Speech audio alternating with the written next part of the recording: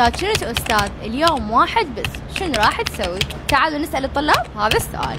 إذا كنت أستاذ محمد اليوم واحد بس شنو كنتي راح تسوين؟ كبير فما أقدر أصير بقده لأن هو يعني أستاذ ما ينوصف وكلش محاضراته تجنن. مثلا أسوي عطلة الأسبوع كامل. موافقة. إن شاء الله يظهر المهدي ويخلصنا من هاي الأمة. إذا كنت أستاذ محمد اليوم واحد بس شنو كنتي راح تسوي؟ زي غير شيء.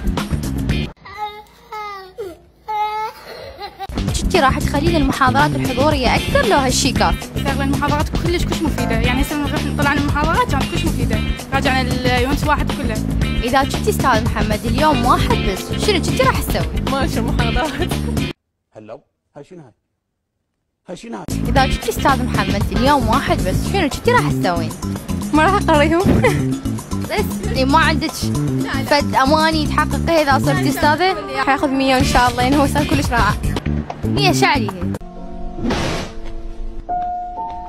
ايش عليه؟ لا انت الاستاذ، انت الاستاذ، انا معلقين